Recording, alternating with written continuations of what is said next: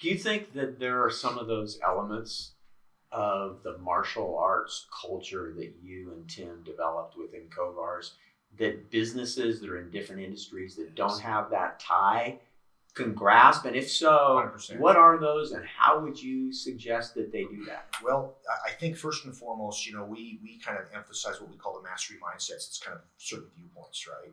That and I'm amazed. For example, the first one is I take great care of myself because the world needs me at my best. Mm-hmm.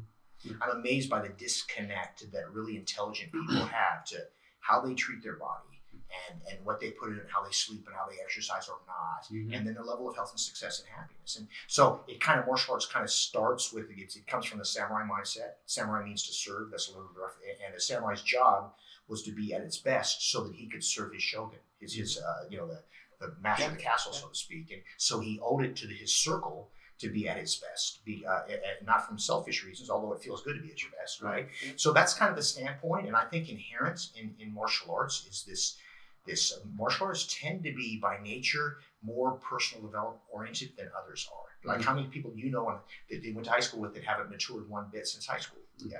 Well, you don't find that in this because these guys are aspiring to be better, and these gals are aspiring to be better, and so I think also the nature of martial arts being potentially violent, it gives you a chance to kind of embrace your shadow, so to speak, not to get too Carl Gustav Jung on you, and therefore, when you do that, you're able to kind of the opposite of it is shining to the world, so to speak. So I think it brings out the best in people. Right. And one of the things that Tim and Dave stressed from the very beginning is building the team.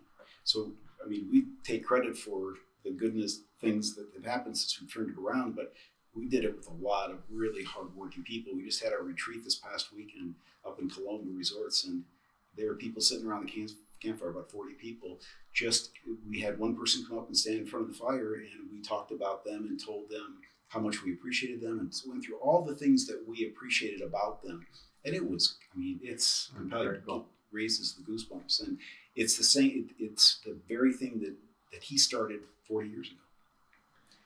So how would, again, someone who has a more diverse populace of employees and team members that don't all share that same philosophical approach, Sure. Any advice to them on how they can instill that same sense of commitment amongst a potentially more diverse team? Of course, we always both have a lot to say. So I think first and foremost, the old phrase, you can lead a horse to water, but you can't make them drink, but you can salt the oats.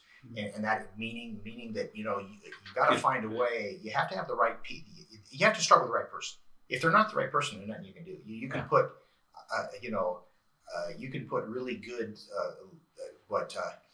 salami on. I don't eat salami, of course. Okay, but but if it's moldy bread, it doesn't matter, right? So you have to start with the right product. So assuming they have the right person, I think that the big desire for people is to feel appreciated and respected and needed. And do people do that? That would be the place that I would start. You have to have the right person, and then are you trying to get there?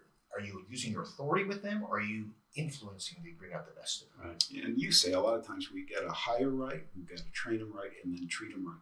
And so it's not enough you got to first, what is it I'm looking for, and then find that person, and then develop them and give back to the community. So we get our team feeling good about themselves and about what they're doing when they're out working for the Cancer Society, or when they're doing a fundraising for the American Heart Association, or whatever it is. Giving back to the community really solidifies that. Right.